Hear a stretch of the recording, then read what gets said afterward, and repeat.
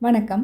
அமரர் கல்கியின் பொன்னியின் செல்வன் பாகம் 5 தியாக சிகரம் அத்தியாயம் 80 நிலமகள் காதலன். இளவரசிகள் வீற்றிருந்த பல்லக்கை பொன்னியின் செல்வரின் குதிரை நெருங்கியது. சற்று பின்னால் குதிரையை நிறுத்திய வந்தியத்தேவன், ஜாக்கிரதை, இளவரசிகளின் அந்த பொல்லாத பல்லக்கு நம் சாது குதிரையை மோதிவிடப் போகிறது என்றான்.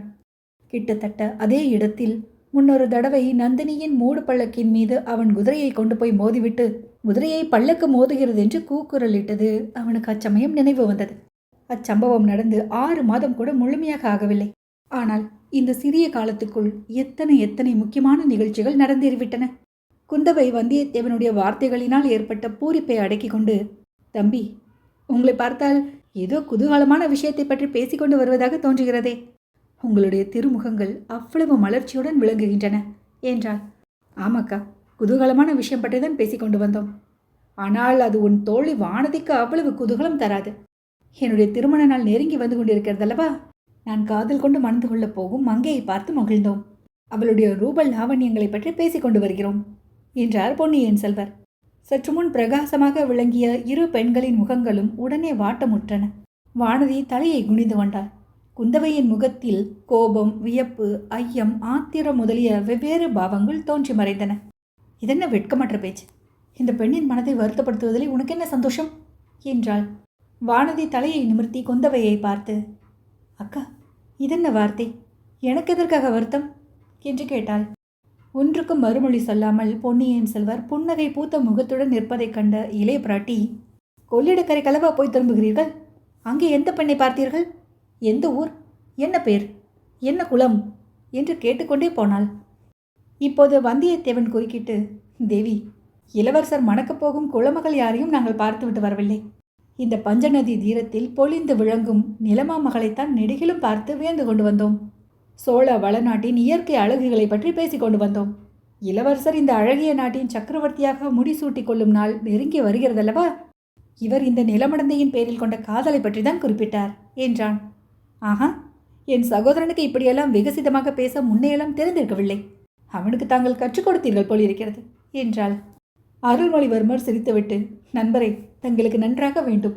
தங்களுடைய சிநேகிதத்துக்கு பிறகு எனக்கு தந்திர மந்திரமெல்லாம் வந்திருக்கிறது என்று முன்னமே நான் சொல்லவில்லையா? என் தமக்கையாருக்கும் அவ்விதமே தோன்றியிருக்கிறது பாருங்கள் என்றார். இதென்ன வீண் பள்ளி? தமக்கையும் தம்பியும் ஒத்து பேசிக்கொண்டது போல் ஒரே மாதிரி என் பேரில் குற்றம் சுமத்துகிறீர்களே என்றான் வந்தியத்தேவன். இன்னும் தங்கள் பேரில் பல குற்றங்கள் இருக்கின்றன. என் தம்பி சொல்லியிருக்க முடியாத குற்றங்களும் இருக்கின்றன. அவற்றையெல்லாம் நடு சாலையில் நின்று சொல்ல முடியாது என்றாள் குந்தவை. வந்தியத்தேவன், நான் சந்தேகித்தது சரியாக போய்விட்டது என்றான். என்ன சந்தேகித்தீர்கள்? என்னை ஈழ நாட்டு படைக்கு சேனாதிபதியாக்கி அனுப்புவது என் குற்றங்களுக்காக எனக்கு தீவாந்திர சிக்ஷை விதிப்பதே ஆகும் என்று சந்தேகித்தேன். பார்த்தீர்களாக்கா, சோழகுலத்தாரின் நன்றி அறிதலில் இவருக்கு எவ்வளவு நம்பிக்கை இருக்கிறது என்று தெரிகிறதல்லவா? நமக்கு இவரிடம் நன்றி சிறிதும் இல்லை என்பது உண்மைதான். இதென்ன நீங்களும் எப்படி சொல்கிறீர்கள்? அந்நியர்கள் செய்யும் உதவிக்கு நன்றி செலுத்தலாம், நண்பர்களுக்குள் நன்றி எப்படி ஏற்படும்? திருவள்ளுவர் சொல்லியிருப்பது ஞாபகம் இல்லையா? உடுக்கை இழந்தவன் கை போல ஆங்கே இடுக்கண் களைவதாம் நட்பு. நழுவிய உடையை எடுத்து கட்டிவிட்டதற்காக இடை கைக்கு நன்றி செலுத்த வேண்டுமா என்றாள் குந்தவை. தேவி, நன்றி செலுத்த வேண்டியதே இல்லை. தண்டனை விதிக்காமல் இருந்தால் அதுவே பெரிய நன்றியாகும். தம்பி, நீயும் சரி, இவரும் சரி, ஒன்று நினைவு வைத்துக் கொள்ளுங்கள். இவரை எனக்கு உதவியாக இருக்கும்படியாக நம் தமையன் வீர ஸ்வர்க்கம் எய்திய கரிகாலன் அனுப்பி வைத்தான். அந்த கடமையிலிருந்து இவரை நான் விடுதலை செய்து விடவில்லை என்றாள் குந்தவை. இவருக்கு விடுதலை தரவே வேண்டாமக்கா. ஆயுள் தண்டனையாகவே அளித்தாலும் எனக்கு சம்மதம்தான் என்றார் இளவரசர். இலங்கையில் இவரால் எனக்கு ஆக வேண்டிய காரியங்கள் சில இருக்கின்றன என்றாள் குந்தவை. போவதற்கு முன்னால் தங்களிடம் விடைபெற்று செல்வேன் தேவி என்றான் வந்தியத்தேவன். அப்படியானால் பழையாறைக்கு தாங்கள் வந்து என்னிடம் விடைபெறும்படி இருக்கும். அக்கா, இப்போது எங்கே புறப்பட்டீர்கள் என்று அருள்மொழிவர்மர் சிறிது வியப்புடன் கேட்டார். திருவையாற்றுக்கு போகிறோம். இன்று மார்கழி திருவாதிரை திருநாள் அல்லவா? செம்பியன் மாதேவியும் மதுராந்தகரும் பூங்குழலியும் காலையிலேயே சென்றார்கள். நீங்களும் வருகிறீர்களா என்றாள் குந்தவை. இல்லை, நாங்கள் இப்போது வரவில்லை.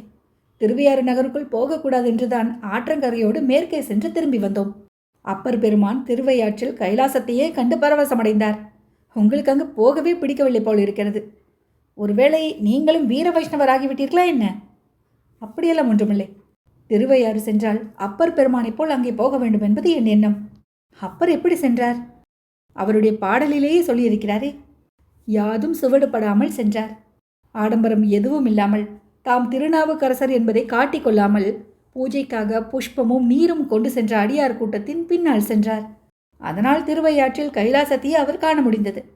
நாம் அங்கே இந்த ராஜரீக ஆடம்பரங்களுடன் சென்றால் நாமும் இறைவனை தரிசிக்க முடியாது.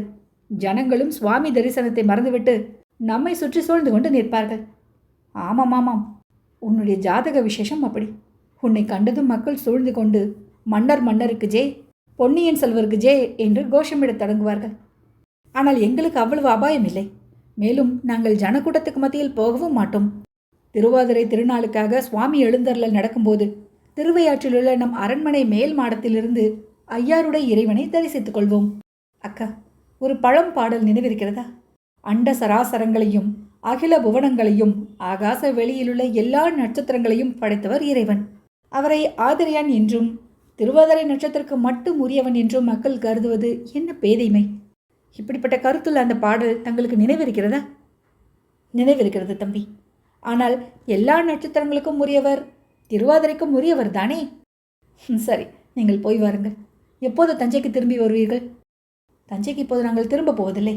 திருவையாற்றிலிருந்து பழையாறைக்கு போகிறோம். என்னென்ன, என்னுடைய மகுடாபிஷேகத்துக்கு இல்லாமலா போகிறீர்கள்? ஆம், உன்னுடைய மகுடாபிஷேக வைபவத்தில் எனக்கும் வானதிக்கும் என்ன வேலை? ஆஹா, தாங்கள் இல்லாமல் என்னுடைய மகுடாபிஷேகம் நடைபெறாது. எல்லாம் நடைபெறும். ஏன் நடைபெறாது? பட்டாபிஷேகத்துக்கு நாள் வைத்து கொடுத்தவர் யார்? ராமருடைய பட்டாபிஷேகத்துக்கு நாள் பார்த்து சொன்னவரின் சந்ததியில் வந்தவர் அல்லவா? எனக்கு நாள், நட்சத்திரம், ஜோதிடம், ஆருடம் இதிலும் நம்பிக்கை இல்லையாக்கா. நம் கடமையை செய்யும் எல்லா நாளும் நல்ல நாள்தான். சோம்பி இருக்கும் நாட்களே கெட்ட நாட்கள் என்றார் பொன்னியின் செல்வர். உன்னுடைய வாழ்நாட்கள் எல்லாம் அத்தகைய நல்ல நாட்களாகவே இருக்கட்டும் தம்பி. நாங்கள் சென்று ஐயாரப்பரிடமும் அறம் வளர்த்த நாயகியிடமும் உனக்காக பிரார்த்தனை செய்கிறோம் என்றாள் குந்தவை. எனக்காக என்ன பிரார்த்தனை செய்ய போகிறீர்கள்? நிலமகள் மேல் நீ கொண்டிருக்கும் காதல் பூர்த்தியாகட்டும், உன் மகுடாபிஷேகம் விக்கினமின்றி நடைபெறட்டும் என்று ஐயாருடைய இறைவரிடம் பிரார்த்திக்கிறோம். உன் உள்ளம் சோழர் தொல்குடிக்குரிய அறவழியிலிருந்து விலகாமல் இருக்கட்டும் என்று அறம் வளர்த்த நாயகியின் சன்னதியில் பிரார்த்தித்துக் கொள்கிறோம். அப்படியானால் நீங்கள் எனது பட்டாபிஷேகத்துக்கு நிச்சயமாக இருக்க போதில்லையா? பழையாறையிலிருந்து அகக்கண்ணால் கண்டு மகிழ்கிறோம். அக்கா, தாங்கள் இந்த கொடும்பாளூர் கோமகளின் பிடிவாதத்துக்கு சப்பை கட்டு கட்டுகிறீர்கள். இவள் என்னுடன் சோழ சிங்காதனம் ஏறுவதற்கு மறுத்தால் உலகமே அஸ்தமித்து விடும் என்று எண்ணுகிறாள். இவளுடைய வீண் பிடிவாதம் விபரீதத்தில் முடியப் போகிறது. இவளுக்கு பதிலாக சோழரின் சிங்காதனத்தில் வேறொரு பெண் அமர்ந்து விடப் போகிறாள். அப்புறம் என் பேரில் குற்றம் சொல்லி பயனொன்றுமில்லை என்றார் பொன்னியின் செல்வர். நான் இவர் மீது என்றும் குற்றம் சொன்னதில்லை, இனிமேலும் குற்றம் சொல்லப் போவதில்லை அக்கா என்றாள் வானதி. நீ சொன்னாலும் பயனில்லை வானதி. மண்ணாசை கொண்டவர்களின் காதில் வேறு எதுவும் ஏறாது என்றாள் குந்தவை. இந்த மண்ணாசையை என் மனதில் உண்டாக்கியவர் தாங்கள்தான் என்பதை மறந்துவிட வேண்டாம். பெண்ணாய் பிறந்த தாங்களே இந்த அழகிய சோழ நாட்டை விட்டு போக மனம் வரவில்லை என்றும் அதற்காகவே கல்யாணம் செய்து கொள்ளப் போவதில்லை என்றும் பலமுறை என்னிடம் சொன்னதில்லையா? அப்போதெல்லாம் என் வார்த்தைகள் உன் காதில் ஏறவே இல்லை. உலகத்தில் இன்னும் எத்தனையோ அழகிய நாடுகள் இருக்கின்றன என்று சொல்லி வந்தாய். இந்த வானர்குலத்து வீரரின் போதனைத்தான் உன்னை இப்படி நிலமடந்தையின் காதலன் ஆக்கிவிட்டது என்றாள் குந்தவை. தெய்வமே, அந்த பழியும் என் பேரிலே தானா வந்து விழ வேண்டும் என்றான் வந்தியத்தேவன். எவ்வளவோ பெரிய பயங்கரமான பழியை சுமந்தீர்களே, இந்த சிறிய பழிகளுக்கா பயந்து விட போகிறீர்கள்? தம்பி, வெகு நேரம் பேசிக் கொண்டிருந்து விட்டோம். சுவாமி எழுந்தருளும் நேரம் நெருங்கிவிட்டது. போகிறோம் என்று கூறி குந்தவை சிவிகையாளருக்கு சமிங்கை செய்தார். பல்லக்கு மேலே சென்றது. சிறிது நேரம் அங்கேயே நின்று பார்த்து கொண்டிருந்து விட்டு பொன்னியின் செல்வரும் தஞ்சையை நோக்கி குதிரையை செலுத்தினார்.